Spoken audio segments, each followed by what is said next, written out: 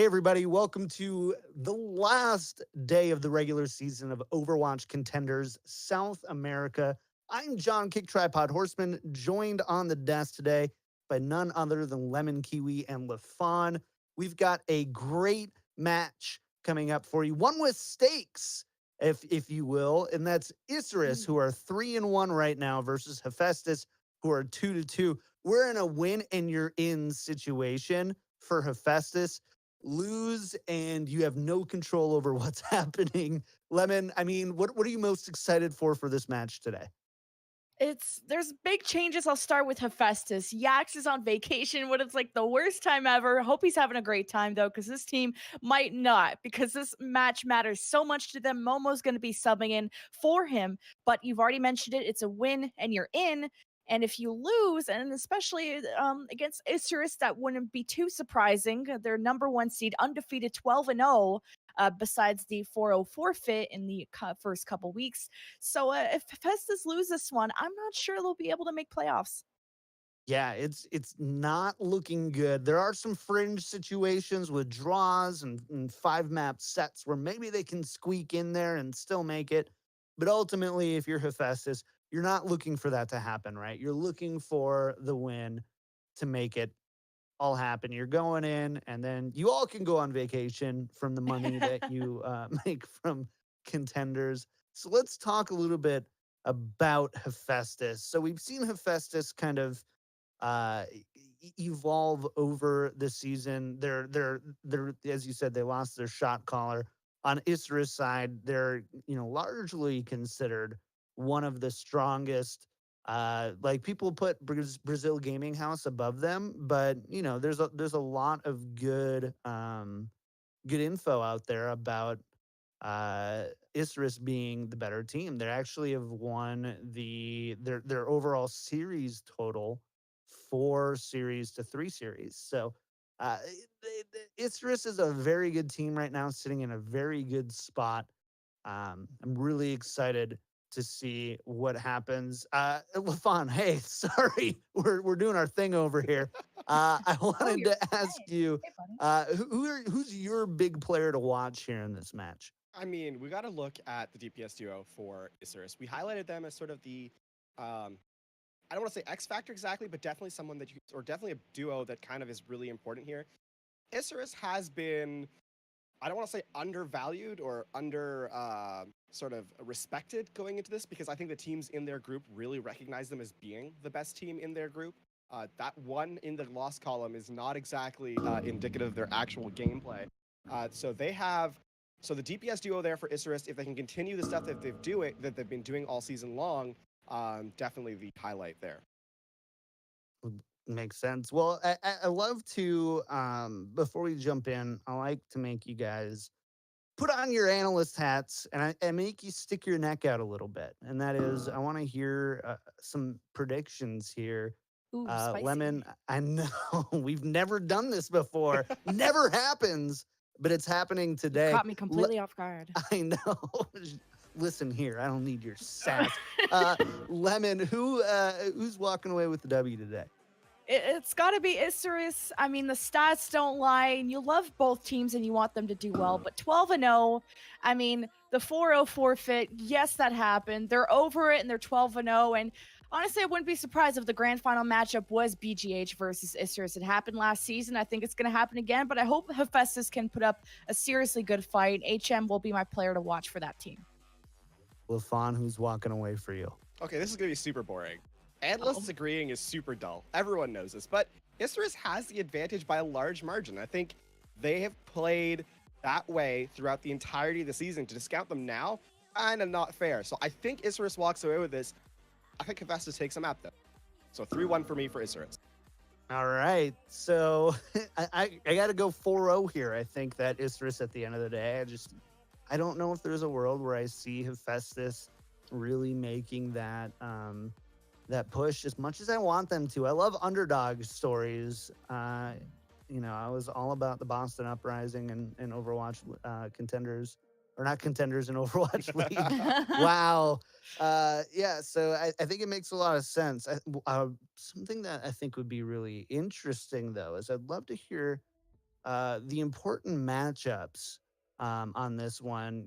As we've been watching South America Contenders, we've kind of noticed a lot that a lot of these matchups tend to rely on one to two spots on the rosters. Like in China, which I've hosted a lot more of, it's very much on who gets the better Genji or Widowmaker of the better of the Genji and Widowmaker stuff. What is that here for this matchup, Lafon, for these two teams? I think one of the more interesting matchups in South America in general is the Widowmaker matchup. How often do we see teams say, okay, we're just going to ignore the Widowmaker entirely. We're going to try and play our own style and go from there. So the Widowmaker matchup is one of the most important ones here. And I think that's going to be important going in. What do you think, Lemon? Are you in agreement here? Is it that Widowmaker spot that is the make or break, especially for Hephaestus? Is that where they really need to win? Is that what's going to give them the best chance to walk away here? I mean, we've seen in other matches how important or how much of an impact a good Widowmaker makes. And like, for example, Lubak is one of those players that comes to mind, or even Zachary from NA Contenders. It's the Widowmaker that stands out, controls so much area, and really changes the play style of the other team. What I'm worried about is the tank battle, though, between these two teams. You got Hephaestus, who are dealing with a newer, maybe less experienced tank, at least not a shot caller tank that they're used to. So Yax being gone, Momo being in, I wonder if Momo can really keep up with Ravage on the main tank role, because a lot of the time, if your DPS pop off, that's great, but if your tank line can't keep up, then your supports are exposed, and without resources, you're ultimately losing the fight. Fair enough. Well, we are about to go into map 1. We're about a minute away. But before we do, let me just tell you really quickly about Broadcast.gg. Broadcast.gg is a community of broadcasters that exists to bring you awesome stuff. Whether you're really experienced or getting brand new, we actually just posted our casting call for Open Division casters. I'm sure Mushu would be so kind as to put a link in the chat for that. If you're interested in casting, want to get in at the ground floor, got some experience, check out that Google Doc or Google form, as well as join our Discord down below. Follow us on Twitter at Broadcast.gg. Guess what, LaFon? You got to spell that out. D-O-T-G-G. Spell it out. Or make sure you follow the stream right up here. I think it's this way, right here. It's right up that way. That was a struggle. So thanks again to Broadcast.gg for letting us do this today. Best of luck to both teams. We're ready to go to map number 1. That's a Lijiang Tower. And, oh, man, my favorite casting duo that's not LaFon and Lemon Kiwi. I'm just kidding. I love everybody anymore. I just can't even say it. We've got Ham Tornado and Boopasaurus taking you to Lijiang Tower. Go ahead, guys. Take it away. Man, Ham, I am digging that hosting bias. Oh, yes. That is for sure. It is beautiful. Not a bias. I will absolutely take, second place, yo. I mean, exactly, right? It's top 2. That's what matters, top 2, right? Man. Especially in KT's mind. But one thing that Isurus wants to make sure doesn't happen is to be number 2. They want to win this game and lock up that number 1 seed. Number 2 for Isurus would be Dudu, and that's a different team. So they are shooting for the number 1 spot in Group B, and to do so, they have to best Hephaestus. But Hephaestus, this is a scrappy, upcoming team. They are not going to go down without a fight. As HM said, they're going to put on a show here on Lijiang Gardens with Svenko in the air, HM on the Widowmaker, and it's mirrored comp coming out from Isurus as well. Both Kaiza and Kejijinha likely to swap onto the Mercy after they speed boost their players out of the spawn, which happens right now. But look at this. Klaus actually swaps onto the Tracer. Man, we haven't really seen effective tracers in South America just yet. A character that they like playing, but haven't been able to put through in their full potential. But I am wrong here, as Klaus is going to start this off and give Isurus the numbers advantage on it to the point. And Beast is going to continue pushing this advantage forward, as no diva means that there's only 4 people to battle this point here. And this is going to be an easy flip. First capture for Isurus Gaming. Yeah, and this kind of map type boop, it's about capping and then leaving it. You can then focus 100% on simply picking up those kills to maintain control at this point. Klaus putting on a clinic here on this Tracer already 75% up to that pulse bomb. Hephaestus being gate kept right here. Keisha Jr. barely escapes to their life. Oh, I love the aggressiveness that Beast is showing right now, getting into the back lane, forcing them to make moves, but nothing came out of it. And right now, HM is going to try to put Hephaestus on his back as the rest of Isurus' game is taken down very, very low, but all of the time to kill is not there. And Klaus is bringing this back. So what was the numbers advantage for Hephaestus has now turned into one for Isurus, but things have started to even up him as Klaus is trying to get Keija Genia on this Mercy and needs the rest of his team to follow it up. Valen popping off there at the very end, but Hephaestus, bungling an opportunity there. Yeah, that would look like a beautiful opening for Hephaestus there. But between Valen, Klaus, and the Tesla cannon from X Ravage, Keija Jr. was just being herded across the map. So much focus fire on this Mercy right now. Isurus are clear. They really want to cut off all of the support healing from Hephaestus to maintain control. Klaus throws out the pulse bomb, gonna get the D-Mech onto Drusker. Yeah, Drusker's gonna have to use that self-destruct, and another one popped out as well. No kills, but the new mechs mean that Beast and Drusker are gonna be starting this fight off at the same spot. Defense Matrix is gonna be all they have, and their big bodies to peel for the rest of the team. Ravage with that Primal Rage and 75% is going to be popped right now, getting people off of the point, and the rest of Isurus is using that Discord to get those kills, Ham. Ooh, beautiful focus on the Discords coming in from DDX right there. Valen cutting down all of those discorded targets, and unfortunately, Hex had the Transcendence to continue to try and sustain that fight, but he got chopped down before he could even think about popping that Q. HM, though, takes out DDX. This is a beautiful opening for Hephaestus. They have to capitalize now. And it's the biggest opening they've had, but with that Resurrection, this is a 6v6, but their hand is forced because of overtime, 99% to 0. Ooh, but the Pulse Bomb is going to take down Flashes, force the Reg out of Keija Genius, so all kills are permanent at this point, and the two supports for Hephaestus have gone down. We talked about Klaus and that Tracer. We haven't seen a good one just yet, except right here, right now, as Klaus is doing work for his team, gets a great melee kill to end this 100% to 0 for Isurus Gaming. Yeah. Who needs a Brigitte? Fist to the face. Yeah! You just get that Tracer in, the last couple of, melee damage to finish off that baby diva. What a beautiful way to start things off here for Isurus. Really missed, the Tracer. Tracer, Widow, not a composition that we see too often. Oftentimes in this South America region is going to be Genji Widow, but Klaus's Tracer, we all know he is one of the top in the region, so why not? Now as we move on into City Center, though, another swap up here. This does favor those heavy tanks. Reinhardt, Zarya, going to be your staples here. Both sides showing that right off in spawn, but DPS once again going to be where they differentiate themselves. Klaus and Valen on the McCree Hanzo, and Hephaestus sticking with Svenko on this Pharah. Very interesting. This is a hero that we see pulled out occasionally here on Control Center, but coming up against a McCree and Hanzo, it's going to be very difficult for her to really challenge them in terms of long-range damage. Klaus is a very strong hit scan at DPS, and we saw that with a Tracer, and see if we're going to see the same thing with McCree, and the answer is no, as he's going to get booped off. Love that POV, and Hephaestus showing some life for the first time since even the last round, and they have an opportunity to get this point as they have 3 kills to start. Oh, Caster Curse is real, man. Here I am talking about the difficulties of Pharah, and the very first kill is onto Zenyatta, followed up with a boop onto Klaus, and that means Hephaestus not only going to get that first cap, but they are going to be able to continue to camp this choke. However, Valen Klaus coming back with a fury.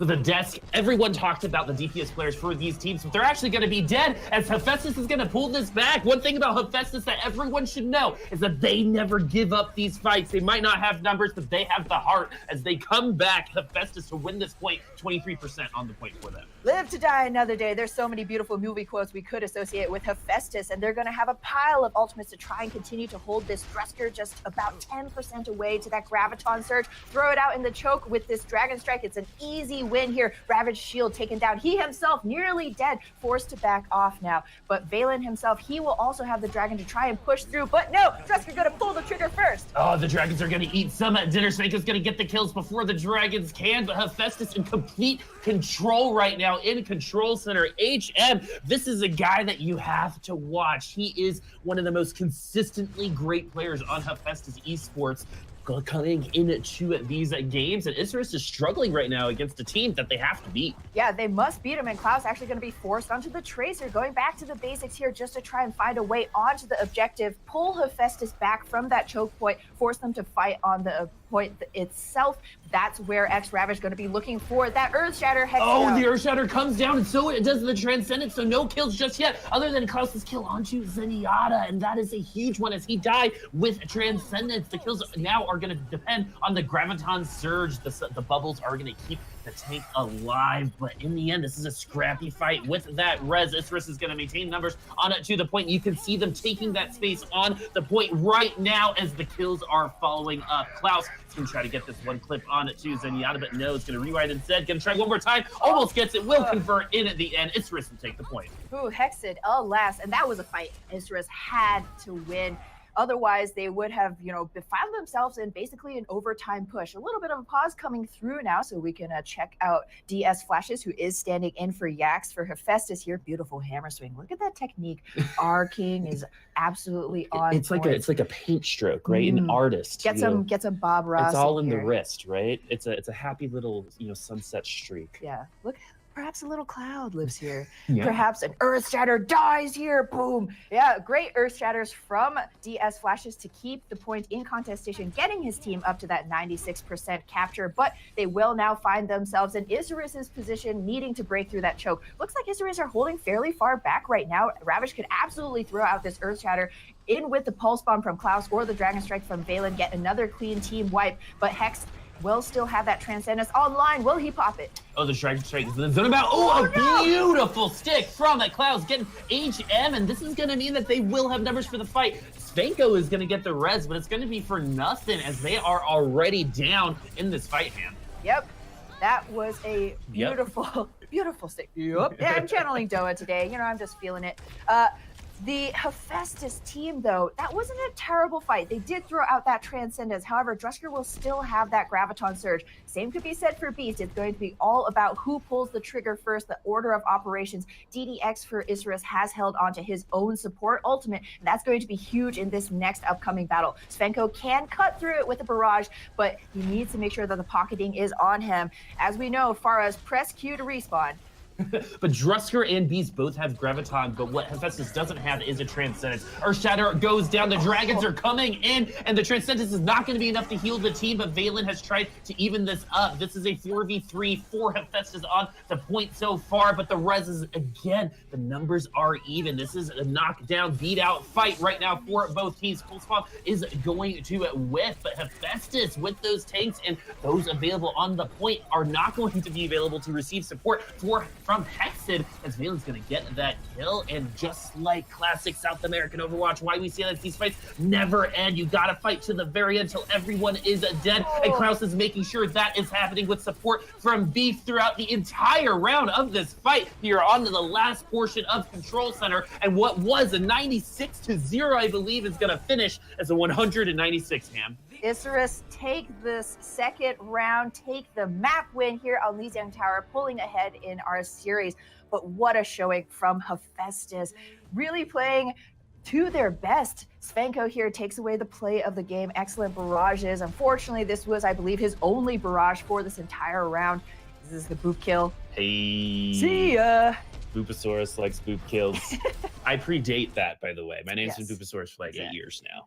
Yeah, you were boopy before boop was cool, so you know how it is. What a hipster over Exactly. here. Yeah. But starting to look at Hephaestus, something that I really, really enjoy about watching them here, again, is that heart, right? Mm-hmm. They play with passion, and this is why I love watching them, regardless if it's a 0-4 or a 4-0, they never give up. No, 100%. I mean, we saw them taking back fights that they honestly should have lost just through excellent DPS play. HM is a monster on that Hanzo. Unfortunately, the peeling just wasn't quite there for Kasia Genia. We were watching Klaus's POV. One, guy's a monster. We don't need to fluff you, buddy. You already know. Everybody knows. I haven't seen Tracer play like that in a while. Yeah, honestly. And, so many times, especially in the South America region, we see, hey, we're not winning with the dual sniper. We're going to throw somebody on Tracer, see what we can get, throw the spaghetti on the wall. It sticks, it doesn't stick.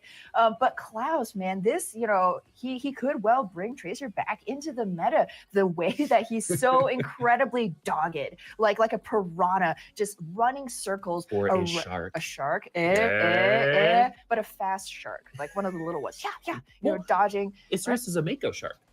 Oh, Mako sharks are one of those speedy sharks. Yeah. Thematic. Cool fact, kids. You can tell how fast a shark is by their tail. If the two lobes are the same, then they're really fast. If one of them is really short and one of them is long, then they're slow.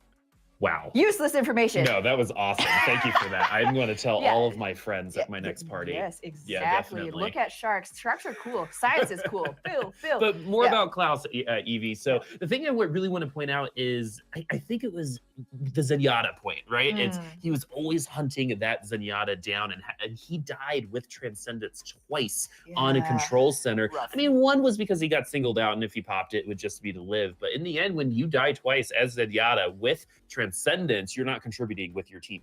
Yeah, both of the supports honestly falling early in those fights. You really need to be able to sustain through the mid fight in order to use those ultimates, when the time comes, and Klaus was just cutting them down. So do you think that was a Isurus focusing the supports, or the supports for Hephaestus being out of position?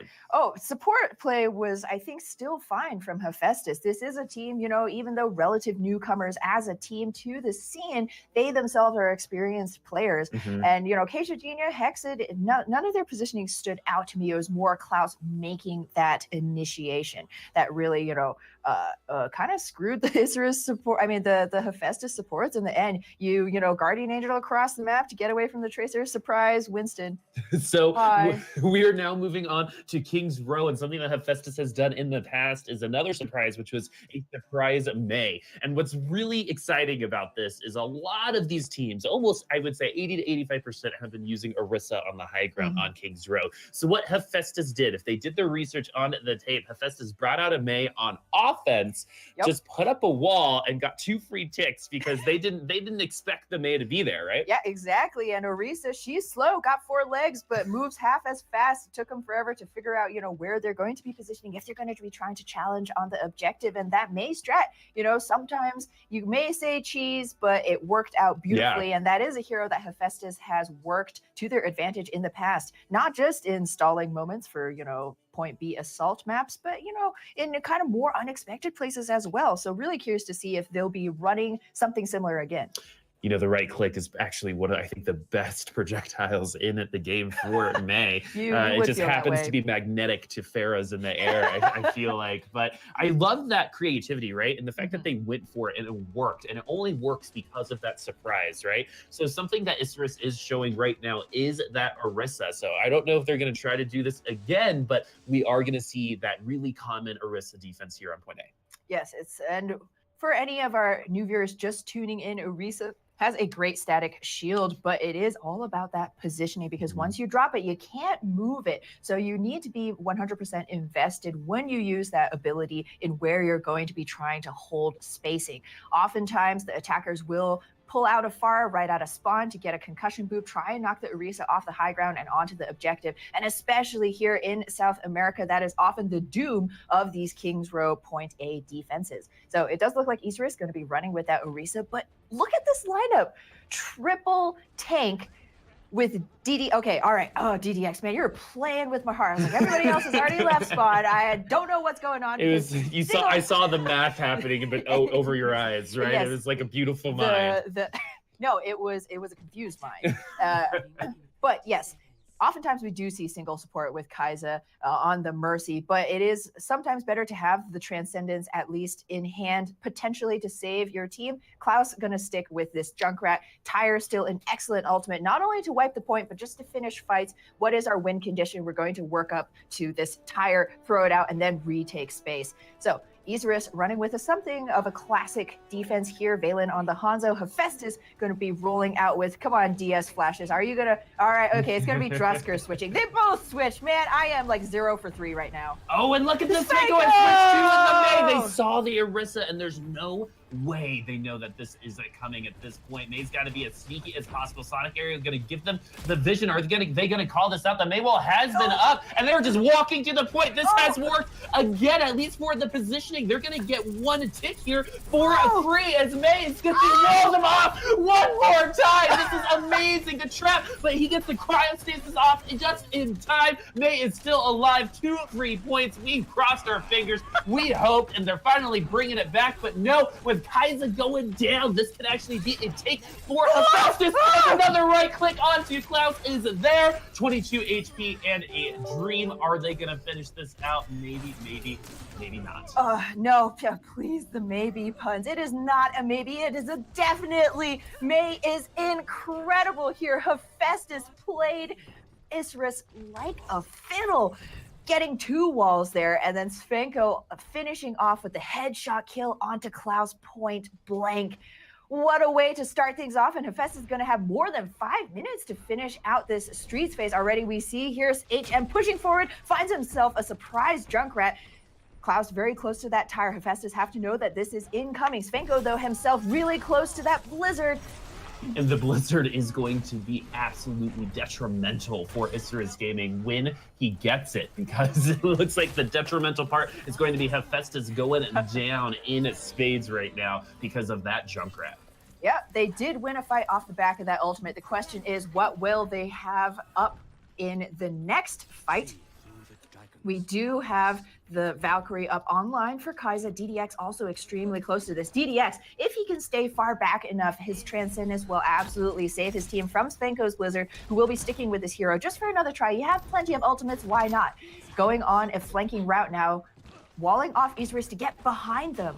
And so the Blizzard is available for them, and so is that Dragon Strike, and that is going to be a great combo. These guys know the Mei Doofus combo. Now we're going to see the Mei Hanzo combo, and those walls that Svenko are providing for the team. There is a reason why you're still playing this character, because you are absolutely killing it so far. Tyre, though, going to find 3, and it's going to find enough to keep Hephaestus from pushing forward. Oh, yeah, that was a monster, Tyre. Regardless of how good your Mei play is, unfortunately, you're not going to be able to bring anybody back from the dead. But no, he can't climb over the wall, Valen, but he's bailed out of trouble by his DPS partner in Klaus, gets that finishing blow on Svenko. Now, this is the question, Boop. We've shaved off about a minute and a half, has Isurus. Hephaestus, they have a full 6-pack of ultimates coming in. Gonna give this Mei one more try.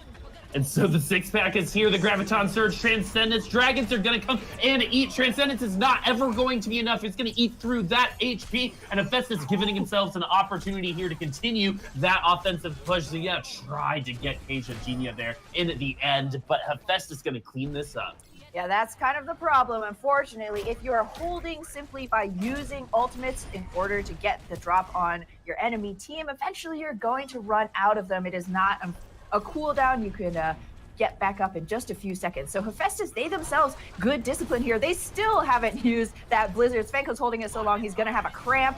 So he doesn't need it. Yeah, he doesn't need it. But now he has other things to combo it as well. The Earthshatter Blizzard is a very classic combo from back in the day, and just getting that much CC onto an entire team is a lot for them, as Isurus is going to try to keep themselves alive here with the Blizzard going through. The Cryostasis is out just to make sure that he stays alive, and it is going to be an effective Blizzard as 3 kills coming in hot for Hephaestus. DDX going to try to bring this back with 2 kills, but the numbers are still for Hephaestus, and we're probably going to see them grab the 2nd point, and we will. Oh no, easy clap right there. Isurus, we know this team is seasoned. They're veterans. They've beaten BGH, but this Mei is just forcing them to scratch their heads right now. The entire team can be best represented by just that thinking emoji, honestly. Svenko using that wall as well. Beast drops a desperation Graviton Surge, even though Isurus were down so many members, just to see if he could get something going, but Svenko walls off the rest of the offense. So beautiful play right there. However, HM does go down. Cloud somehow takes himself out. Oh, what very a nice drop follow-up headshot. to the Earth Shatter. Valen still has that Dragon Strike combo, and he's probably going to need it, as he's going to stop the res on for Isurus Gaming, or actually for Hephaestus Gaming, as the Dragon zoned him off of the payload, and he's going to try to buy some time for his team to come back. That's exactly what we're going to see as a reset for Hephaestus Esports is going down. Valen putting on a valiant effort here, single-handedly practically saving that defense for his team, giving Klaus the time to build up yet another tire. Interestingly, not really any hero swaps for either side. However, though, Svenko will now swap onto the Genji. Dragon Blade still something of a better finishing ultimate than a Blizzard. And the Dragonton combo is available for them, and this could be free distance, but the tire is going to be taken down as well, so their counter is out, but no kills from that Dragonton combo, and Earthshatter is going to whiff as well, but Hephaestus still has an opportunity to make some more distance as the kills are here. DDX, the only one really showing up in that kill feed outside of HM for Hephaestus Esports, really trying to bring them back. We got a Zenyatta duel going on, Discord on each other. 81 HP is not going to be enough, but Hephaestus is going to continue getting these kills, Ham. Oh, they are rolling here, rotating those ultimates perfectly. A Dragon Strike comes through, not going to be finding anybody, but Valen does get the drop on Keija Genia. The Hanzo, there's call coming from inside the house. However, DS flashes, takes down Beast, forces the Valkyrie from Kai'Sa. And now we're seeing the respawn advantage for Isurus and Valen just being Valen as well, getting a triple kill on one Storm Arrow charge. I mean, should we really be surprised at this point? He has been a standout Hanzo throughout this entire defense, one of the most consistent players on Isurus so far. Klaus has now also swapped onto the Tracer. No, gonna go for the Genji, dueling blades here, but that does mean he will be behind in ultimate. Svenko will have that sword at the ready, looking for the perfect opportunity to pull it. Will it be in combo with Drusker's Graviton Surge? He's still about 15% away. Oh, Earthshatter's gonna clip, but Chu, HM is down on the ground, and Ravage is gonna take advantage of that by getting a couple kills, but now there is still enough time for Hephaestus to come back, and there is a little bit of a blessing in disguise here as Drusker and Keija Genia will now have their ultimates. Yes, Drusker and Keija Genia, as well as Hexid, gonna have that Transcendence. Plenty of sustain here because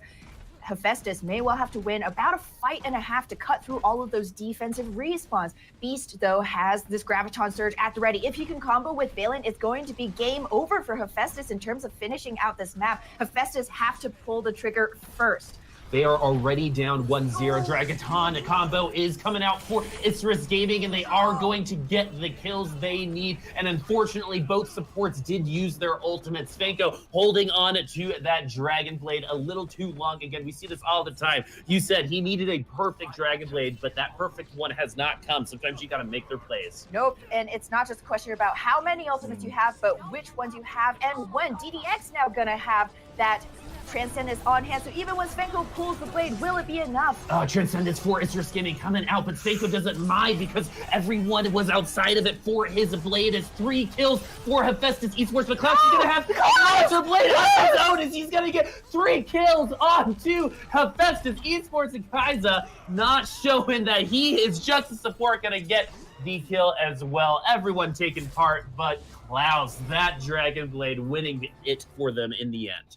Klaus!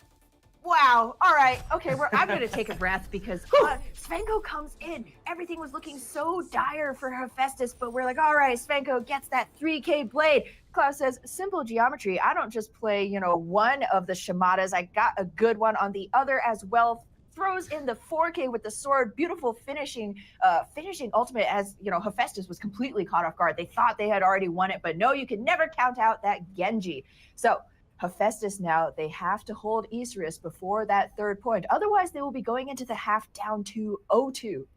Oh, man. So that started with the May wall that got 2 free points, and they got a quick point A capture. But one thing I want to point out is that Isurus is obviously very disciplined because another team might let that steamroll all the way to 3 points. It's like, hey, that happened. We haven't seen May. We haven't practiced against this. But Isurus pulling it back. And one thing that is the truth for now is that teams should be expected to finish King's Row, and Hephaestus was unable to do that. Yeah, unlucky. There will be no extra innings here. Isurus, regardless of what the opponents were throwing at them, they, stuck with their game plan. Hey, Klaus and Valen are really good. We'll give them the support, the pocketing, the resources. And if we keep this Hanzo and Tracer alive, they will be able to find us those kills. And that's exactly what happened. Well, and Hephaestus, they do well when they're playing together as that team. Once things kind of separate into those skirmishes and is skill-based, I think Isurus has the advantage there. But in terms of team play, Hephaestus has gotten some really great Dragaton combos, which is the Dragon Strike Graviton Surge, some good support ultimates as well, but they haven't been able to put it all together for a victory just yet. They still are giving themselves a chance here on King's Row, but they have a big defense to put up for Isurus. Yes, they cannot let happen to them what they did to Isurus, although it looks like Isurus is going to be rolling out with that kind of classic dive. Klaus will swap onto the Pharah, going for that concussion blast. Oh, doesn't knock the Orisa, but it does remove Svenko's Junkrat, so he's going to have to make his very long and potentially unmerry way up the stairs to get back behind that shielding.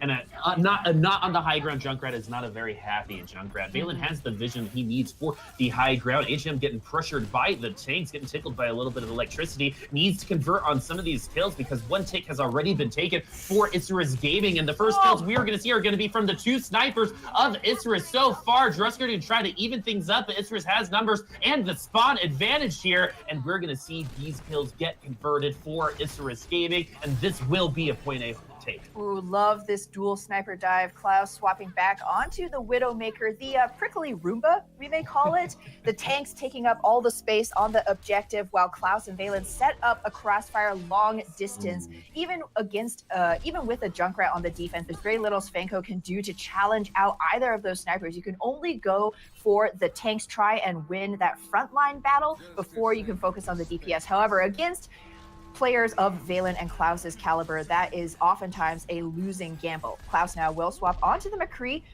seeing as HM's swap onto the Pharah potentially. This is a really good hero to try and counter a pharmacy in the air on Street's Face, very narrow. A single high noon could drop him like a rock.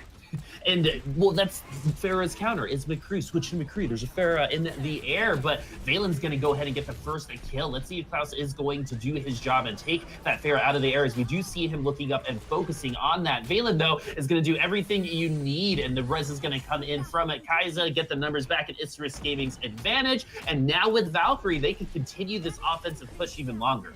Yeah, this is the thing. Hephaestus finding kills here and there, but they need to put a stop to the distance on this payload. Finally, we see Svenko getting a couple of kills right there, finishes off Klaus. We saw him open the fight with a great rip tire, managed to get a kill and a half, getting the D-Mech onto Beast. And when you are playing against an enemy Mercy, you need to have those tires be multi-kills with the resurrection mechanic. Oh, Self-Destruct not going to get anybody. Almost clipped the Mercy, but they have to control Valen. Hephaestus is doing the best when Valen is under control, but he's getting too many kills, too many ultimates. This rip tire is going to try to focus him down, but no, it's going to get exploded a little too early. Actually, he's going to get the D-Mech onto Beast, so Isurus is down one take, but that Dragon Strike, we talked about it earlier, has been so effective, getting 1.5 kills, and Klaus going to get the kill on it too.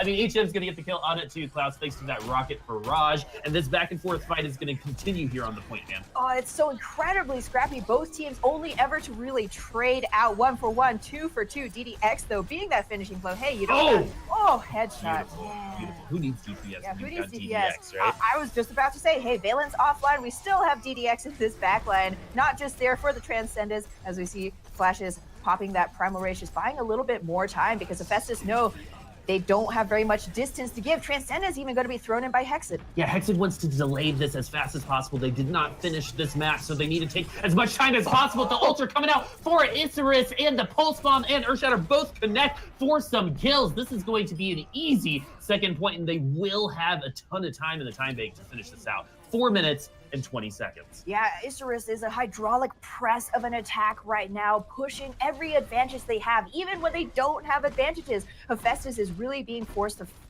think on their feet here in terms of ultimate rotation. Do we want to invest a Transcendence in this? Svenko will have a blade. Hopefully that'll mean at least 1-1 defense for Hephaestus right now. Oh, and this tire could start things off. They know it's coming, and these are going to be big because 2 kills for that tire. So that's an easy reset for Hephaestus, and that's great because they need to get this ultimate charge. So far, neither team has ultimates, but Hephaestus is getting closer. Yeah, Hephaestus did have a Valkyrie. Keisha Jr. chose to use it in that last fight.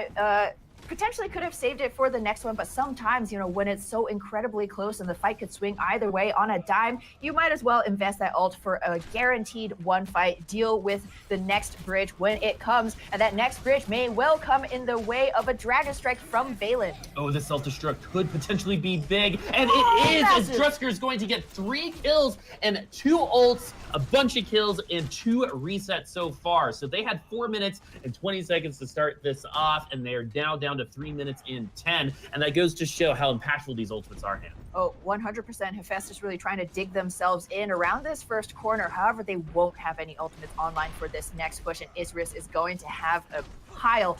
Biggest one is going to be Klaus's blade. Did he bring a samurai katana, or is it a butter knife? The question will be answered in this next fight. Oh, and look at this, already getting the kill onto HM, giving them the numbers. Taken down very, very low. The Conquine together with Hexter and Hexen are going to take them down. Hephaestus is going to continue this defense. This has actually been pretty well controlled by them so far. Yeah, good discipline here. Graviton Surge out. Earth Shatter not going to find anybody. It's going to be the Graviton Surge getting the finishing kill. Acacia Genie, the Dragon Strike doesn't even need to get anything because nobody else is alive due to that great Reinhardt play. Now DDX ready with this Transcendence. They got to just clean up the last couple of members from this defense. But it doesn't look like they're going to be able to do that as they started that fight behind. But Klaus is going to unleash the blade. Last time we saw this, he won the round 4. Isurus Gaming is going to go ahead and get HM the old-fashioned way, but no, barely misses on the conversion on the kill. And another tire from Svenko is going to take them down and delay this even more. So what we thought could be an easy offense for Isurus is no longer such, Han. Things fall apart by Chinua Achebe. That's what Isurus is going to be reading after this. Cloud's trying to do a little bit too much now. Going so deep, trying to get rid of HM's Widowmaker threat, but what that means is puts him completely out of line of sight from the rest of his team. No resources there. Ravaged actually going to swap onto the Winston to better try and support the dives from his Genji here. No ultimates online for Isurus so far.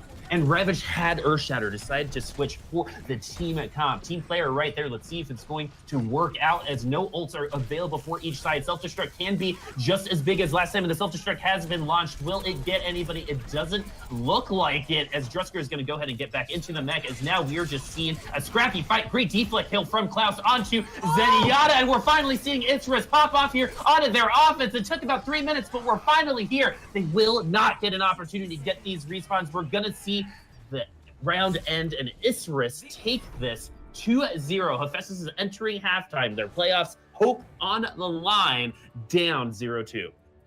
Hephaestus, though, put on quite a showing here. It was incredibly close. Isurus down to their last seconds to finish out this map, and honestly looking potentially a little bit undisciplined. We talked about, how seasoned this team is previously, but once they swapped onto that Genji, Klaus potentially getting a little bit ahead of himself. The switch from Reinhardt to Winston, though, from X-Ravage absolutely was the turning point. Turned a sour moment into a sweet one. Call me Sour Patch Kids. But honestly, you need to be able to give the resources to your DPS in order to enable them. We talked about it previously on Lijiang Tower. That's how Valen was getting so much done. And so we just needed to see the same happen once again on King's Row Attack. So regardless, though, I'm still really proud, really pleased with Hephaestus's performance. Playing really disciplined there. Unfortunately, in the end, Isurus was able to kind of grind things out. Svenko's tire came a little bit too late, but nonetheless, get some Capri Suns, get a bio break in, refresh yourselves, because this next half still going to be, I'm guessing, a hell of a set. Well, I know a group of people that are hard to please, and I'm wondering if Isurus or Hephaestus did that, and that is our analyst desk, led by a kicked tripod. Take it away, guys. Don't go get a Capri Sun. No bio break. Stay right here. We've got halftime now. It's our time to talk. Lemon, do not stand up on Lemon. She'll, give you one to the jaw there. I won't say what we were talking about earlier in soundcheck. Okay, lots going on here. Isurus up 2-0 as we expected. Or as we expected. I'll say it. As we expected. Nothing surprising there. Yeah, nothing is surprising. But what's standing out on Isurus here of why they're playing well enough at this point, at least? Well, I'll pick up a point that my fellow analyst said, that the DPS duo of Isurus absolutely popping off. Klaus and Valen work so well together. And I want to say Hephaestus, it's not that their DPS, I think, are not doing the job. I think it's the tank line that I think we brought up at the beginning that isn't really impressing me. And I think LaFawn, you probably agree with me. Yeah, it's tough to really get anything done if your plane doesn't move. Space is so important. And no shade thrown here, but the tank line on Isurus has been much better than Hephaestus in everything. I think Ravage has had the advantage in that Rhine battle all the time, like Earth Shatters, shoulder charges, fire strikes, the whole kit and caboodle, as it were. On Hephaestus' side, DS Flash has really been doing the same thing. Times when shield management hasn't been great, allowing the team to get shattered pretty often. Fire strikes aren't that great. Reinhardt, like his ultimate hasn't been online often enough to really be a factor in the game so far. It kind of showed up on that last point of King's Row, but ultimately I think Isurus has had the advantage across all the roles, and especially so on tank. And you can tell that like DS Flashes is not a shot caller, not a leader. The way that he almost like is waiting for someone to tell him what to do. It's like you had Svanko run that May on King's Row, and it took a little bit of time of DS Flashes to react, or he would do things on his own without the team being there. And Shatter's not always hitting and having the follow-up that you would need. And then the May strategy was really nice from Hephaestus, but you need an aggro team to react to that. And when you don't have the proper shot caller or something lacking in that department, I could see how Hephaestus are struggling. And when you play Reinhardt, you almost need to lead your team in that way. And I kind of feel for DS Flashes. He probably doesn't have a ton of time with this team compared to Yax or Momo or whoever else. And maybe that's really the question, is the lack of experience of how much time he's played with the team. Let's rewind for a second. I want to go to Lijiang Tower because if you're about halfway through round 2, you're like, okay, Hephaestus is here. They might be putting up a fight. And then they just kind of fell apart, went, 96-0 to 96-100. So, LaFon, in your opinion, like what happened? What fell apart? What changed there? I mean, I think it's a case of Hephaestus not being able to be proactive enough. And this ties to our point about the tank line, is that when Isurus is making mistakes, and they are making mistakes, they've not had a perfect round through both, right? They're definitely vulnerable. But that said, Hephaestus has been unable to really take advantage of those moments. And while Isurus doesn't give a lot of them, they still give them a little bit. And Hephaestus hasn't been there. I mean, we talk about Night or Garden. That was just an absolute clinic by the DPS and by Ravage specifically on making sure that they can't even enter the point to contest. And then on Control Center, they're playing a composition that maybe they're not quite so comfortable with. Isurus has played the dive a lot and has been really comfortable with that. Maybe moving to tanks isn't their strong suit, and it showed early on. A couple picks here, less pressure there, and Isurus is unable to really move in. That said, though, Hephaestus, when it's their turn to attack, when the retake happens, they are really uncomfortable. They're not aggressive. They're not on point. They don't want to really force the issue. And Isurus just kites back and waits until their numbers are back to even and win the fight out after that.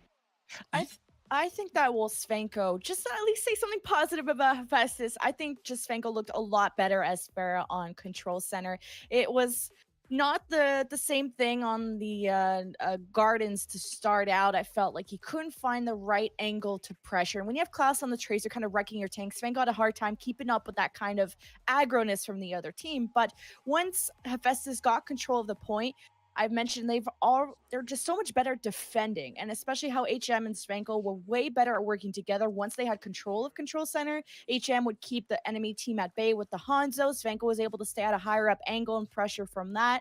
But once they lost control, I felt Hephaestus are on the weaker side of actually attacking an objective. And this came up on King's Row, and this came up on Control Center once they lost. They were up to 96%. And then they dropped it and it went to Isurus, which is not something that should happen. So I wanted to talk a little bit about Klaus, because not only is he one of like my favorite discoveries of South America Contenders, is one of the most well-known or the most versatile DPS players that I can think of. But he really is playing well right now in this series. And LaFon, I wanted to know, like, are there any things that you're picking up on besides like just a massive hero pool that just makes him so good right now? I think, as you mentioned, first of all, the fact that we get to bring the South American players to the world with this broadcast has been super amazing. Like, how many people would have known about Klaus? We know about all the other players in the other regions. Klaus has been pretty special here. Yeah, his hero pool is massive. He plays Genji, Hanzo, Widowmaker, Hitscan, Tracer, just whatever you want to throw at it, go for it. But what he's been doing really, really well is being able to get in the backline nonstop and just be completely, I don't know what it is about HM, or sorry, not HM, by Hephaestus rather, is that they don't seem to really want to work around that. On Lijiang Tower, it was playing Tracer and just in the back line 100% of the time, completely uncontested, had a recall up nearly all the time when he needed it. I mean, that's the mark of a good Tracer, but it's also the mark of a Tracer not really being pressured. And then on King's Row, he plays whatever he kind of wants to, and is kind of left to his own devices. Plays Genji, dives in the back line, no issues, only dies a couple of times. I think on the whole, Klaus has just not been focused down whatsoever. And I think for Hephaestus to move into this next map, they definitely need to work on sort of trying to focus down some of the plays that Klaus has been able to make. Like Tracer, frankly, should not be able, when Brigitte exists, should not be able to just exist in the backline 100% of the. So we're about to go into map 3, Lemon, and right now Hephaestus needs to reverse sweep. What is their key to a reverse sweep here in the second half? I think it starts with assault. I mean, Hephaestus did take an assault map versus Predators. They took an assault map versus 2Kill. And they realistically have won King's Row before, so I would have liked to seen them finish the map and make this a bit more difficult. But I think it starts on assault, get their head together. They've looked better as time goes on, especially implementing new strategies with the Mei. But what I want to see is them feeling more comfortable as a team, working together, especially the tank line, match the aggressiveness your DPS are putting out, because your DPS, especially a Hanzo, can't perform without a really good Zarya. Reinhardt can't do well without backup behind him. So you need to work on that synergy, and I think we're going to see it as the series progresses. So assault coming up, I am going to be predicting that Hephaestus take this one. All right, well, there you have it. That's the one in the 3-1 for Hephaestus coming up in assault. We're ready to go to our next assault map, so let's go ahead, go back to your casters, Bupasaurus, Ham Tornado, and take it away. As you could tell, we were unmuted. We were ready to go. Check, we were just man. so excited to see the second half of this map because I agree with Lemon. I think if Hephaestus has any chance, it's here on Volskaya to start their momentum and potentially take this a little bit more. But really, let's not forget, guys, that Isurus, in a map that they have played, have never lost. So they have continued their map winning streak so far. Yeah, they dropped that first loss. It was a forfeiture to 2Kill and then 4-0'd every opponent thereon after. So just being able to take a map off of Isurus would be really, a big pat on the back for Hephaestus, who I still love. I mean, playing a super close game, love you guys a lot. Just wanted to let you know. But I mean, the Mei strat, we can't deny that, Hephaestus have some pretty interesting strategies in their playbook.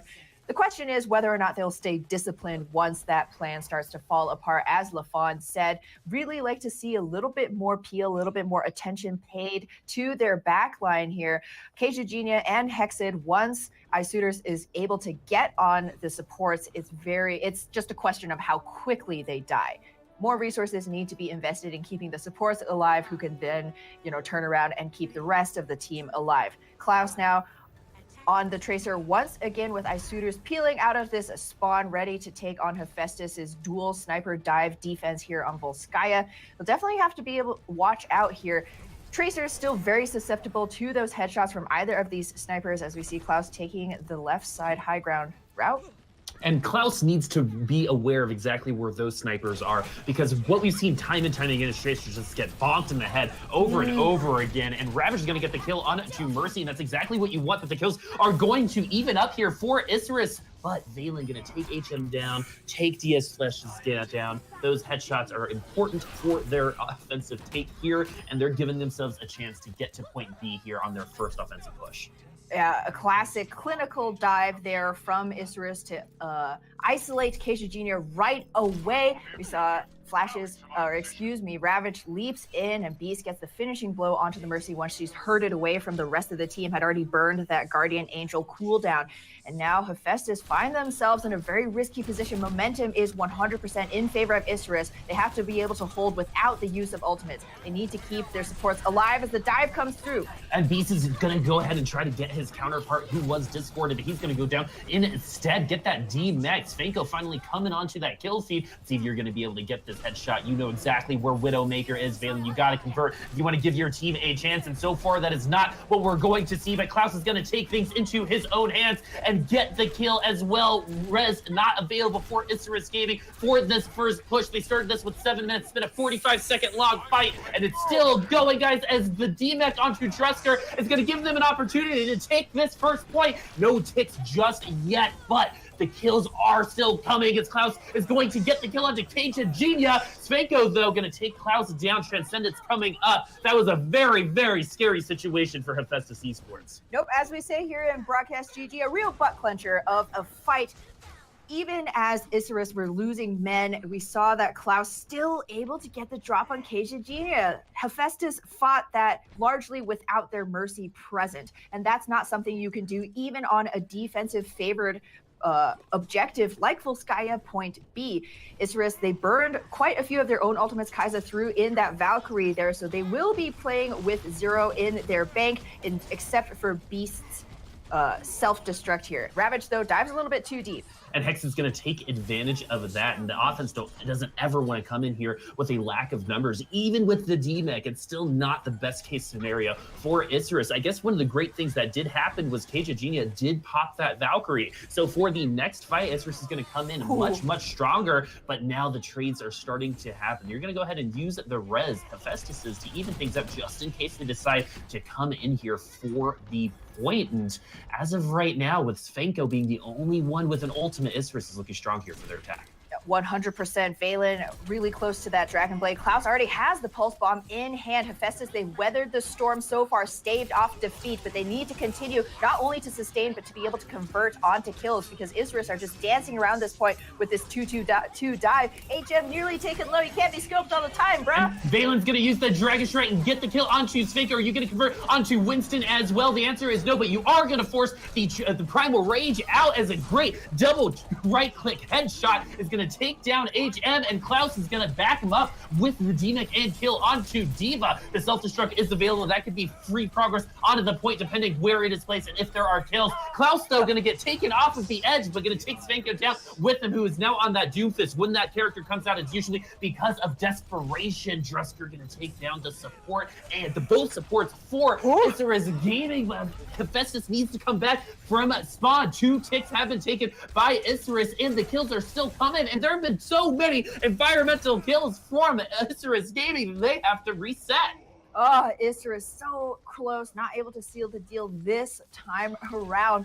But anytime you can force your opponent's flex tank onto Tracer, you're feeling pretty good. He took down both supports by himself. Kudos to Drusker. But now he's going to swap back to D.Va, reset that ultimate economy. Svenko, though, going to stay on this Doomfist just in case. 50% up to that Meteor Strike. You need all the ult charge you can get at this point. And the fight has started as Cagegenia has used the Valkyrie. Let's see who will get the first kill. Svenko is going to look for a great fist, but right now can only use that left click as Beast is going to start this off. Valen going to get the DMEC. Are you going to get the kills? Yes, only on Drusker, but HM is going to stop that Dragon Blade from being even more effective. Res will go down, and Kai'Sa will get away as well. So Valen is back to try to get another Blade. The only kill coming down for Hephaestus Esports so far has been on Svenko. Pulse Bomb, I believe, does clip DS flashes, which then causes him to go down. Isurus Gaming needs to clean this up. Time to kill has been a little slow. You are so close to finishing this off. 93.9% left on the point so far. 2 minutes and 47 seconds on the clock for Isurus as round 1 is complete for them, getting both points, Sam.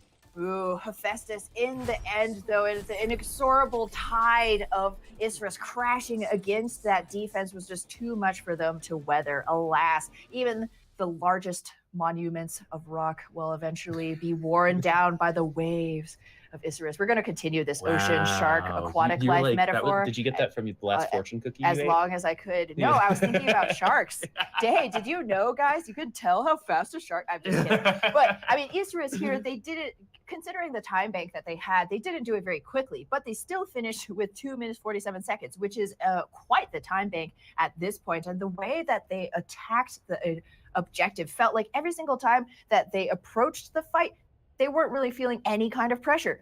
You know, What are you going to do, Hephaestus? I'm on the point, dancing around the point. You need to focus me down, but I'm a tracer, and you only have dual sniper. And then, Klaus kills with both his sports. Kind of a tale of, the entire map so far. We have seen the dual sniper work many a time on that tracer, but I think the most terrifying thing about Isurus is that they are so adaptable to the situations. They do not panic. It is absolute, complete control.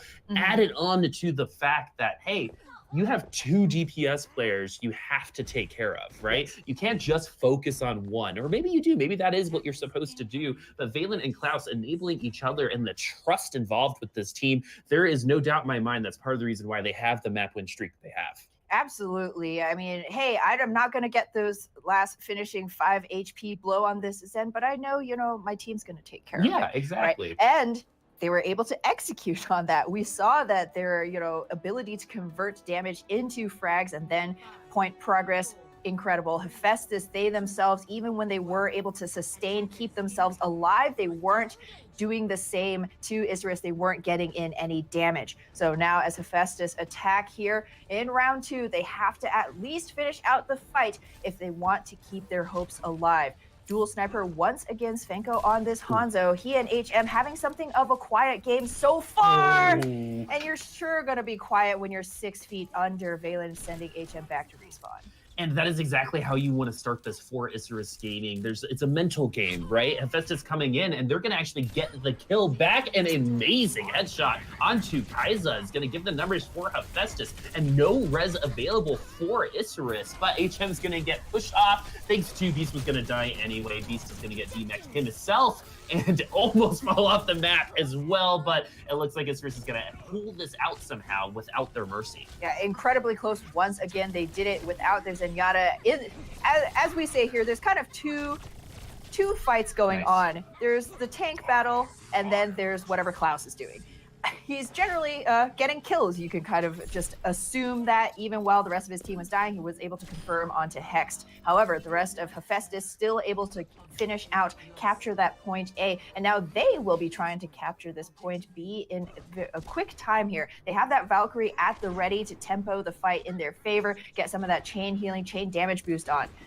And so Isurus is going to be trying to take this defense and put it right back into their faces, because Isurus does just have the pulse bomb, and they're going to be able to use it here for their defense. Nope, they're actually not, because they don't need it, as Isurus is going to get the kills that they absolutely need to stop this push. So Isurus had 7 minutes and 2 seconds to start this, a little over 6.5 minutes for Hephaestus, so pretty even so far. That one clip onto Valen, man, what a crispy drop. Klaus is one with gravity, honestly. He can track so beautifully. He didn't even need to use that pulse bomb. I was expecting potentially pulse bomb onto one of the supports, but no, he just got in the backline, killed Hext. Hephaestus needs to start keeping some of their tanks, one of them in the back, to peel for these supports. Every single time we see the engagement come through, the backline is open, and Isurus will make hay with that kind of window. Klaus going in and being such a terror, such a mosquito.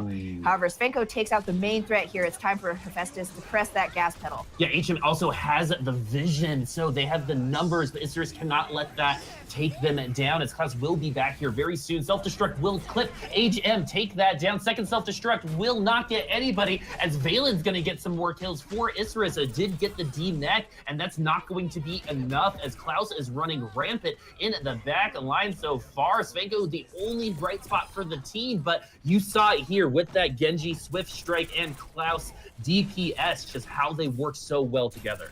Ooh, Drusker, he's going to take a dive. It's all right. Isurus, this was the thing. They didn't need to really use anything but that self-destruct to try and hold that point. Hephaestus, they were trying to see if they could find any kind of opening, throwing a couple of ults out there. No luck. So Klaus still holding on to this pulse bomb. I mean, that pulse bomb might well be a magnet for Hext. He's found this Zenyatta so many times. Hephaestus now going to get onto their own Genji. Svenko still sticking with this Hanzo. He has the Dragon Strike at the ready. Perhaps this could be the way to get their get some movement onto this objective, escorted by those dueling dragons. But the Dragon Blade is also available for Isurus and is going to be unsheathed. And the first kill is going to be the big one, but Dragon Strike going to get both supports. So all of the DPS and tanks for Isurus are running naked right now, but the kills are just going to be even. Transcendence pop for Hephaestus to make some movement on it to the point. They have a little bit of an advantage, but just for a little while longer as HM will take down Valen. But we are going to see the spawns come in here very, very soon. Pulse Bomb going to take down Flashes. Man, he has been so great at sticking those pulse bombs. The accuracy from Klaus's Tracer is bar none, some of the best we've seen in South America, as you can see from that kill feed. Wow. Santa Claus, won't you give us a dead Winston as a present? Finishing blow onto Keija Genia as well. He is on fire, and deservedly so. This Isurus DPS line is just insurmountable, it seems, for Hephaestus. It's time for some kind of radical change. Svenko gonna swap onto the Brigitte just for the two flankers from Isurus. Klaus sees it though and raises you one Pharah. So this is going to be extremely interesting. Will HM's Blade be able to get anything against the bird in the sky? Only time will tell. Flash is ready with that Primal Rage to try and sustain the fight here on the point. Well, maybe that's all you need. You just the character change. Maybe Klaus isn't as strong as Pharah, but he's feeling it today. The Kaiser's going to be feeling the ground, being the first one to be taken down. This is a 6v5 for Hephaestus. This is the biggest opening they've had for their offense so far as HM unleashes the Blade, but the Transcendence is going to keep most of Isurus alive. Dresker, though, going to come in with the kill onto that Pharah, finally able to stop Klaus and the damage raining from above with that self-destruct kill, though. Isurus is evening this back up. You're seeing Klaus on that doofus because you need to get him back to the point. The spawns are coming back for Isurus Gaming. You cannot count them out at all, but almost a good fist to the wall there, but couldn't quite connect. A little bit too much space in the archway, but now Svenko showing why that switch was a great idea. Valen popping the Blade with 55 HP and a dream, not going to be able to convert on anything just yet, as Svenko is going to take the kill. Hephaestus is going to continue getting this offensive push, and finally the kills all happen at the same time. There are 3 people left for Isurus to come back onto the point, but with 2 supports and a Valen, this is going to be over as 2 minutes and 13 seconds on the clock. Just a little slower than Isurus, but we have a round for you. Oh, we said it before the half, folks. This is going to be a fiery, spicy set. Hephaestus against all odds. Not only finish out Volskaya, but just 30 seconds short of Isurus's bank as well. The Brigitte swap was exactly what they needed. The kick in the rear alongside DS Flash's swap onto the Reinhardt. Hey, we're not going to beat you with the dive. Every time we dive, you just counter dive us harder. The counter dive's name is Klaus. But you know what's really good against Tracers is a shield bash to the face. Nice to the face. Yeah, well, I thought the Brigitte switch was really, really fun because it forced Klaus off of the character that he has been, in terms of momentum, just killing it, right? We saw 4 kills, which forced the switch out to the Brigitte, and when he was unfair, it just wasn't as impactful. They ended up losing the next fight. Yeah, 100%. I mean, a counter swap is great. Theoretically, Pharah is a hard counter to Brigitte in the ground, who's really melee range character, not really able to reach the Pharah in the sky. However, potentially keeping Klaus on his best hero would have been a slightly smarter move for the defense in the long run. We didn't really see how things played out. Potentially the barrage eventually would have come into play, and that could have swung things into the defense's favor. But as it stands right now, guys, Isurus now must defend against Hephaestus, who have yet another crack at this Volskaya map. Gonna go with that dual sniper once again. It was a messy early battle, their first try. This time they're gonna try and keep it a little bit cleaner, just searching for those picks. So, Ham, the stakes are huge for Hephaestus here as they have 2 minutes to grab at the point because they have to make progress or else a draw means that they are out of the playoff picture. So they need to win this map to maintain a really good standing here on the playoff board. So Hephaestus only has 1 minute and 41 seconds because that headshot onto Mercy absolutely stopped their first push. It looks like they're getting set up for the next one. Yep, but they're not going to trickle anybody else. Oh no! Oh geez, Keija Genia, man, that's me playing Mercy. I fall into the water all the time. But now Hephaestus, they have made their flanking way around HM, looking for that off angles. Fighting Valen on the high ground, though, there is an automatic advantage, for the defense here. Svenko, they're going to be holding this front line, trying to get onto the high ground, but he's immediately burst down. And we're seeing why they did not want Klaus to play Tracer, as the one put is there for Svenko. Hephaestus needs to make an opening. HM and or Svenko needs to get a headshot to open up the point, because numbers are so important in this game, and they have 54 seconds left to keep their playoff hopes alive here, as Svenko's just now rejoining the fight, and they do look a bit discombobulated. They got to come together and wait for that pick, even though 43 seconds doesn't seem like that much longer. They can be patient in terms of waiting for these picks to happen. They cannot be taken down, because all kills at this point might be it for them, as DS Flashes gets the pick, but oh no, DDX is going to get an even better one on WK6, but with the numbers, Hephaestus can definitely turn this around, as it looks like Kaiser's going to try to go for some healing, not get punished for it, but yes, he does, as Dresser is going to take him down, and Hephaestus giving themselves a great opportunity, especially with that DMAC, to grab this first point with about 10 seconds left, and they are making the progress they need. Winston gets onto the point to stop the progress, but with one tick, they're giving themselves an absolute opportunity to take this map from Isurus Gaming, and they will find the kills to finish this off and get 3 points. Ooh, one tick, 1 point here. It's not a lot, but it's the softest, best cushion Hephaestus has ever felt. They have sealed the deal here. 30 extra courtesy seconds now to see what they can get done on point B. Ravaged, he has to play this intelligently. He was the first one down. He sealed the deal for the loss of the defense on Isurus now. However, Klaus has a pulse bomb at the ready. He's hunting. He's hungry for supports in the backline. Not going to get anything, but in the meantime, DDX finds Drusker. Yeah, he tried to push into the backline, but there was no one there to support him, and he got taken advantage of, as now the Isurus is taking the kills back, as a desperation transcendence is popped just to get back onto the point and the trigger over time. But now the kills, DDX the only one to pop up on the kill feed so far, until Kaiser does. I have not seen a team with fragging supports like this in a while, but Isurus could have done better, as they are down a point with 2 minutes and 47 seconds left to go. That's right, you emote DDX peace sign. I don't know if Hephaestus is really feeling the tranquility right now. Hey, they had 30 seconds, not a whole lot of ultimates on the table, tried to see what they could go for, but unfortunately it's going to be no conversion into any ticks on point B.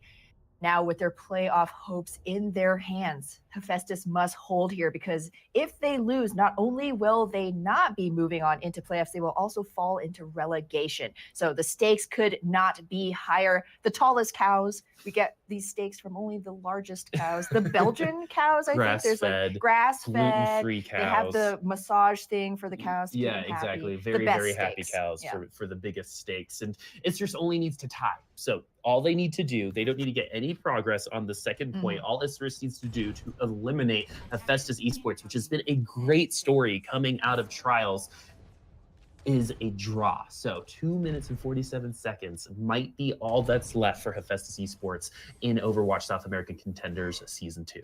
They're going to hang their hat on goats. Also delicious. With this 3-3 HM on the Brigida. Interestingly, Svenko was the one who brought it out on their attacking round, but they will have Svenko on the Zarya instead. So Hephaestus, they need to sustain. They'll likely take the fight on the objective proper. They don't have a lot of mobility or verticality to speak of, so it'll all be about wearing down these tanks, keeping Klaus from raining destruction, because Isurus, they have the advantage in the long-range damage. If Valen can find an early pick here, especially on one of the supports, it may be game over. Nope. Ooh, but HM's going to find the first pick onto Klaus, and finally they are countering that Tracer once again. We saw how effective Brigitte was earlier, and Klaus not able to make anything happen, and a 65 on the point is not good for Isurus, but they're turning it around. Great headshot from Valen to take down one support, and Hephaestus' defense is starting to fall apart as they are getting pushed off the point, but Hephaestus is running Goat's Ham, and the longer the fight goes, the better they get. Yes, 100%, but Klaus's Pharah swap is going to be a great counter against all of these bulky supports. You can build up a barrage very quickly. One tick now to Isurus' name here. Beast trying to get a little bit of disruption on it. HM is down. And Hephaestus needs to make something happen at this point, because their team is getting taken down and flayed apart right now by Isurus, who already has a one tick, and that is it, folks. That is all the kills they need. Isurus Gaming will grab the second point and eliminate Hephaestus Esports from the playoffs, dropping them to relegation. Yeah, all Hephaestus can hope for now is a draw, and unfortunately that's not quite enough. However, this is a team that never says die. They have a Coalescence online. They have the Graviton Surge. If they're going to go out, it's going to be with a bang, or rather a black hole, an unwilling hug. Ravage sweeps deep in the back. Oh, and I love the focus onto the back line. Ravage is a little bit by himself, but with that Primal Rage, he can feel a lot safer. Hex wanting that Coalescence on point A, just now getting it. The Graviton Surge is going to be a great combo, but they could not align those ultimates in the best possible way, only getting one kill on it to Valen. A minute and 30 seconds left for Isurus' attack here, and they are going to reset as Hephaestus pushes forward. Hephaestus, they have weathered the storm. Isurus, though, have at least one more good push with a minute 20 and change here. Klaus, though, finds Kijirgenia. The Lucio overstepped a little bit, and now Hephaestus going to have to hop back onto the objective. No speed boost for them, as Isurus have now made themselves an opening. Valen on the Genji. Klaus ready with this barrage. Klaus is looking. He is looking for the best Hephaestus players to drop those rockets from above. And it looks like he's going to go ahead and trigger that get the tank line. And now the rest of Isurus is going to pop off. Great swift strikes from Valen, getting that double reset. That was a cool one to see, as Isurus having an easy time here on point B. Absolutely steamrolling them here on the second push. Isurus Gaming going up 3-0, but the best showing from Hephaestus we've seen today. Yeah, 100%. Isurus, though, for them, hopefully there will be no more naysayers as to the quality of this team fighting their way through some very competitive matches. The 3-0 scoreline absolutely does not reflect how close some of these games were. Valen, though, putting on an absolute show. Guy doesn't need ultimates, man. I have a blade. I have 2. So Isurus maintains the longest winning streak, both in terms of map wins in South American Contenders, showing their stuff. I am so impressed by the DPS line, but you don't have good DPS unless you also have good tanks and good supports enabling them. But we're going to have to break this down later for the end game coverage, because what I want to talk about is looking forward into the fourth game here, Ham. And when you're Hephaestus, right? You're going into the fourth game, you're not feeling good, but we talk about this team being one, both creative and a never give up attitude, which to me is a perfect storm for this fourth map to see some crazy Overwatch. Yeah, all you need is positivity. And this is also a team that invests very heavily in their players, right? They want to enable them to be able to play their best game. They don't, swap out players for whatever DPS is hottest. So it's going to be about, letting HM and Svenko flex potentially a little bit onto maybe some of the heroes that they don't get to play as often. See, how they can roll out the carpet for themselves in moving forward into the next series, or rather trials. Yeah, and I think Hephaestus has a great shot in trials when they do go and enter there. They just couldn't get the win against one of the big 3 teams, right? And what we mean by big 3 is Pain, Black Dragons, and Isurus. And in order to make playoffs, you needed to win on one of those in terms of just how the map differential and your win-loss record worked out. And so, unfortunately, Hephaestus wasn't able to do that, but they were able to impress us multiple times throughout their Group B stage. Franco's Junkrat, amazing. May play, amazing. Yeah. Hey, sorry. But again, the only team that's been ballsy enough to bring that out, and it's an exact counter. What's cool about it is he didn't start like that. They saw the Orisa and then they switched characters. That adjustment is the exact reason why they give themselves a shot onto King's Row. What's next is going to be Rialto, and we see some pretty crazy things here on point A, but things that have started to become more and more organized has been the Junkertown offense and defense with the one support and Roadhog. Yeah, solo support, Orisa, Roadhog, 1 or 2 snipers. Occasionally you see a Pharah. It's a very heavy shield battle. We don't see divers that often because Rialto is a very difficult map to complete. A lot of right angles that kind of differentiate it from some of the other escort maps that we see in the pool. So what you need is a lot of sustain, a lot of shielding to just get that last little bit of damage down to punch through and turn the cart around those right corners. A lot of big, brawly, heavy fights at those points of engagement. So shield tanks, Reinhardt, Orisa, very popular. We often see Zarya's, take advantage of any kind of splash damage, Hanzo Stormbow damage coming through, build up to those big CC ultimates that tanks have in order to wipe the team get those clean kills, because that's the way forward to get some distance on this map. And what we'll commonly see is Oryssa's making really aggressive eye contact with each other in a courtyard, because I personally believe that Rialto's A is one of the hardest A's on any escort map that we have available, because it's only at the very end, right? You get a lot of free distance at the beginning. A lot of teams will set up shop on the high ground right in front of spawn and just try to get a couple picks and then move into courtyard. And then courtyard can last the entirety of the round. But I've seen so many teams, specifically here in South America, get stopped at like 0.8 meters left on point A. Yes, there is a lot of potential there for the recontest, and fighting through the courtyard is very difficult. It's large. The open area makes it very easy for snipers to set up, flanks, set up crossfires, and especially when you're running an Orisa with a mono-directional shield, once you set it down, it's very hard to, JK, there's actually a Hanzo on our right. So you got to send somebody, your Diva, your Roadhog, somebody to go and finish them off.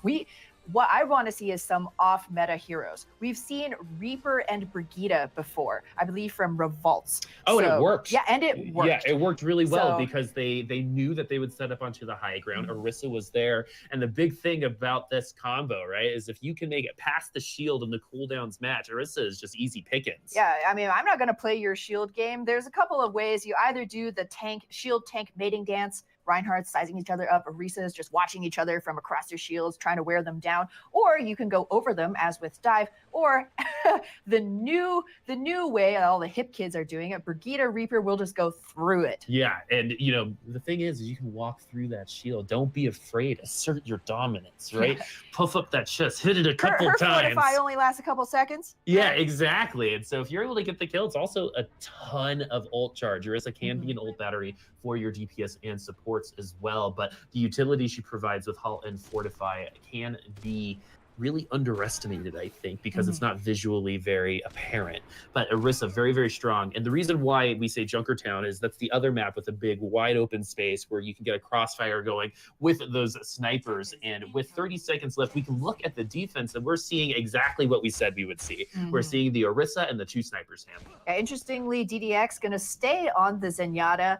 Oftentimes we see the flex support hero flex onto other heroes, Roadhog in particular. In Owl, we also see Tracers, but DDX, I mean, he's sometimes 76 occasionally. DDX is enough of a fragger on the Zenyatta by himself, so, why not? You also have the Transcendence for the potential Dragon Strike incoming that you would be expecting from Hephaestus, who looks like they will also be running with this classic Orisa composition. However, Hexed will be on the Pig. Now, this is actually really good. A multi-threat team here, very pokey. You have the Hanzo, Widow, both one-shot heroes, as well as the Roadhog. You get a good hook that's also basically a confirmed kill. So Isurus need to play their positioning here very carefully. And again, we're seeing exactly what we said is they started on the high ground, they got some ult charge, and now they're coming into courtyard, and this is where we're gonna finally see our fights. Let's see if Roadhog's gonna be able to get a great hook here from the side of Hephaestus Esports onto Isurus, because a good clean team fight here, you can actually take point A really fast. That's exactly what you want to do to set up your team as best as possible, as Hephaestus is HM getting taken down to what looks like 1 HP, but not enough to actually finish the deal. But Valen's going to finish it off for us and get a Dragon Strike in record time. Halt wanted to bring them into the Dragon Strike, but Cage of Genia was already dead hand. This poor Mercy cannot catch a break. Just really unlucky. Excellent positioning. I mean, credit goes to Valen shooting through walls. This is another difficulty and boon, depending on how you look at it with this Rialto map. The right corners means a lot of blind corners. If your Hanzo gets a sonic arrow there and he has the vision against the opponents, Dragon Strikes can be absolutely deadly, even without the Graviton combination. Yep, and we saw in grand finals how great the combo of Halt and Dragon Strike can be. That extra couple seconds is all you need to delete that HP. As Isurus holding really, really strong, they know that that Hephaestus is coming in this direction thanks to that great vision provided by the ultimate from Klaus. They know where everyone is, and that's exactly why they were able to defend this as well as they were. Yeah, but they are actually just going for the full rotation onto the high ground. The entire team trying to get the positional advantage over Isurus Gaming. DDX has that Transcendence at the ready. It won't help him against a one shot. Oh, the hook comes in, but Gravity saves the day here. Not enough, though. DDX goes down. Ooh, are you going to go for the res? It looks like the res will come down, and a great headshot from Valen. This was looking good for Hephaestus, but it is now looking bad for them as the Sharks are eating their food with their hands and their eyes and their teeth. Everything looks delicious to them, but Hephaestus now needs to come back a little bit stronger. Whole Hog with the supercharger can be pretty brutal. Yeah, that can be one way for Hephaestus to finally find some damage here. Svanko and HM just not really landing those shots against their counterparts. And when you are running this kind of composition, it's all about the picks. If you're not finding them, the Diva damage, the Orisa damage is not going to be enough to win out the shield battle against Isurus. There's no reason for this defense to ever take a less than optimal fight when you yourself can't push your advantage with that long distance damage. And with them on the high ground, it's going to be so hard for them to do anything here, as the Dragon Strike's going to get a kill onto HM, and the damage is there. The rest of the team is as well. Self-destruct was launched, but is only going to get a consolation prize on it to Valen, as Isurus has another very strong defense. Strong defense, and they have rotated their ultimates very well. Still going to have that Battle Bongo, the Supercharger at the ready, DDX ready with the Trance as well. The Supercharger, even though it's just for the damage boost, oftentimes pro Orisas, once the shield breaks, they'll pop that Supercharger. Best defense is a good offense. You can't come forward because there's so much damage, just being shot at your face. So it'll buy you a couple of seconds to get that shield back. Now, Hephaestus engaging once again. This will be their last fight, 12 seconds. So Hephaestus does have ultimates to manage this fight for themselves. Transcendence, though, halt, almost pulling Kai'Sa back into the Dragon Strike, but now the kills are still going Isurus' way, as no one is on the point. Round one complete, point A not taken by Hephaestus. Unlucky C9. Svanko even swapped onto the Tracer for the extra little bit of last second overtime dancing. Fortunately, he forgot his shoes. We don't get to see a lot of Rialto. Like, there's a lot of point A holds. Yeah, we barely get to see holds.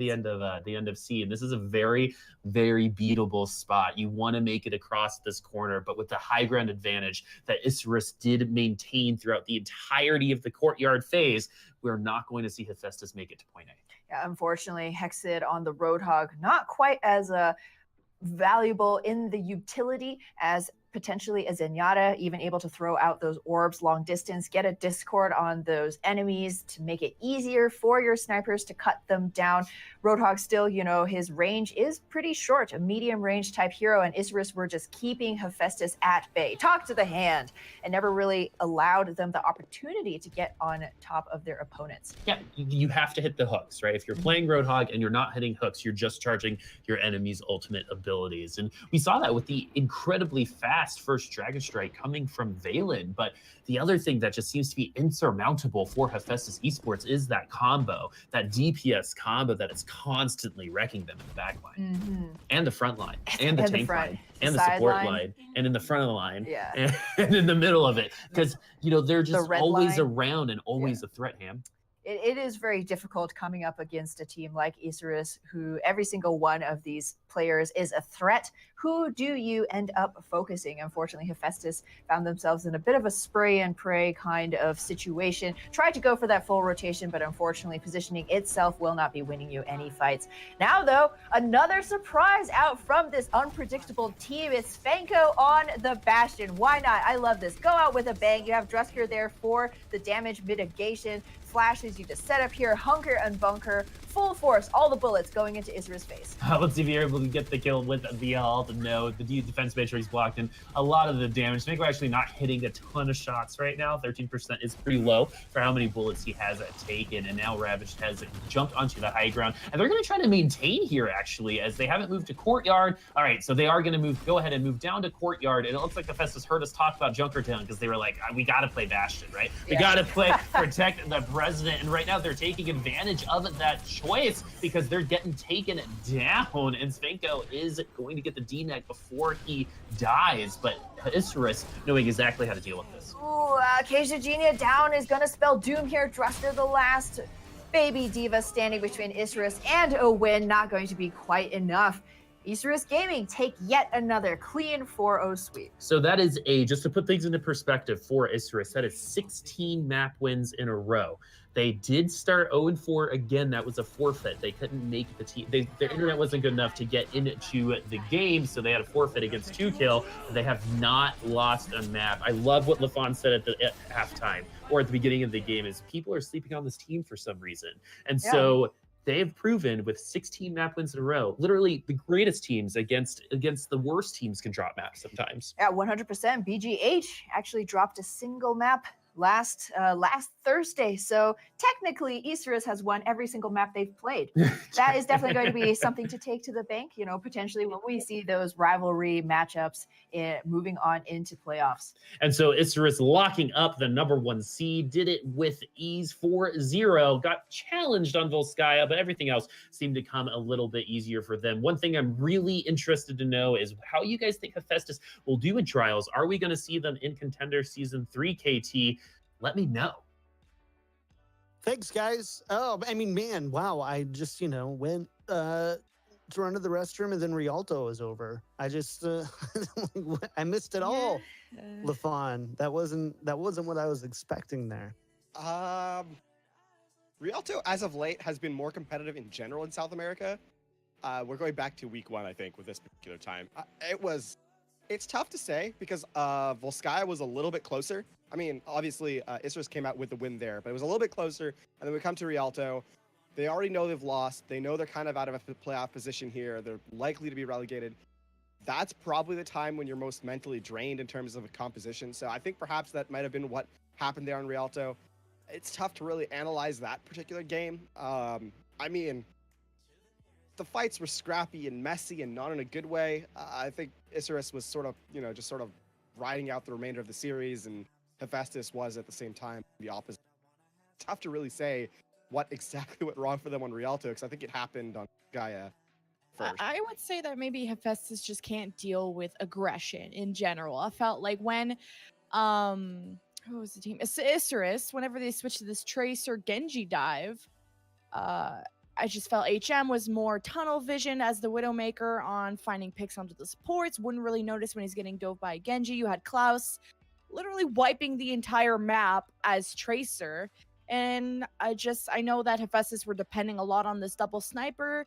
And when you got these aggressive sort of DPS coming at you, and if you can't really nail every single shot, it's almost like you got to match fire with fire. And that's when we kind of saw the GOATS comp come out on Volskaya, and it had some potential just because the comp is so strong right now. But the way they sort of turtled inside of the little was it a mega pack room or a mini pack room and kind of gave up a lot of objective space, you got to play aggressive. So they were playing an aggressive comp without actually being an aggressive team. So Hephaestus sort of taking a backseat to Isurus, and for fair play, I mean, Isurus one of the best teams in South America. If you were going against BGH or Isurus, I'd play scared too, to be honest.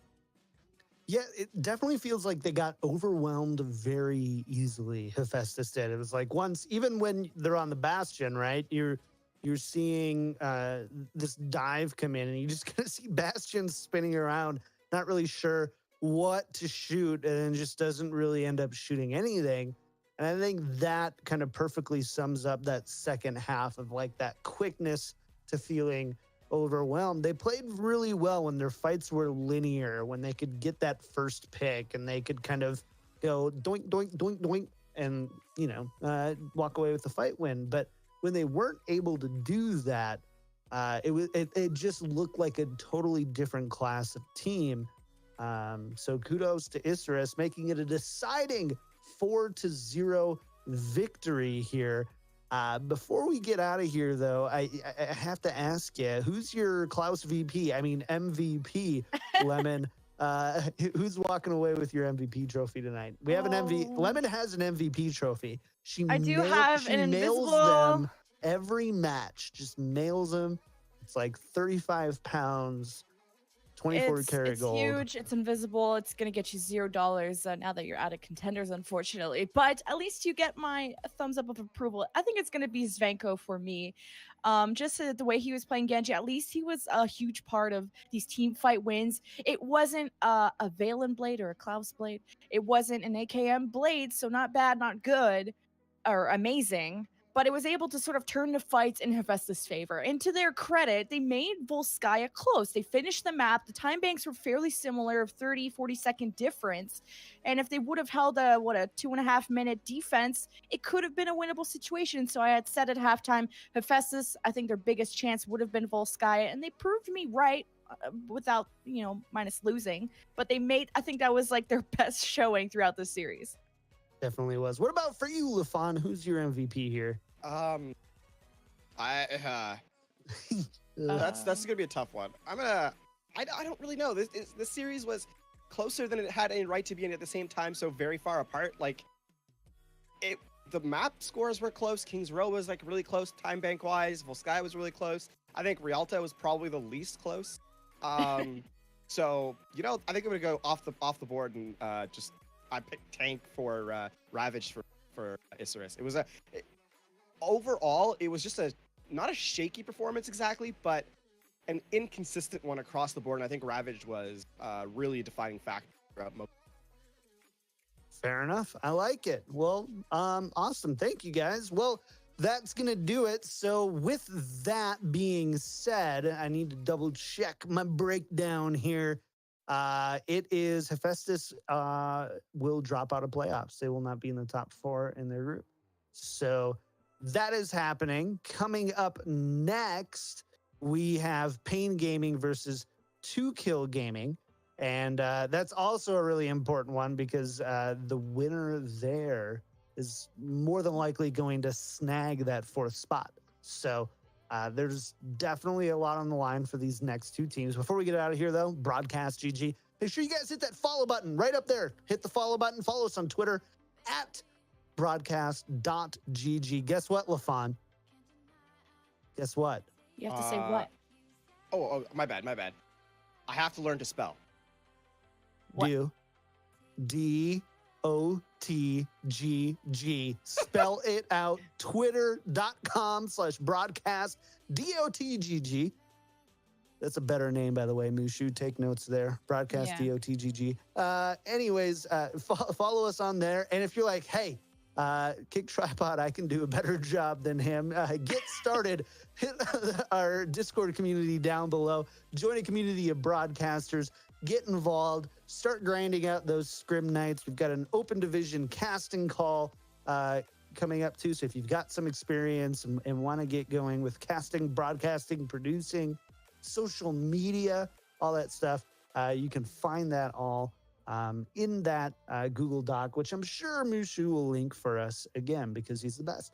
And it's also on our Twitter, which you just followed because Lafon just had me spell it for you. So thanks again to Broadcast.gg. Thank you so much for joining us. For match number 1, we're going to be back shortly for match number 2 between 2Kill and Pain Gaming. Guys, don't go anywhere. We'll be right back.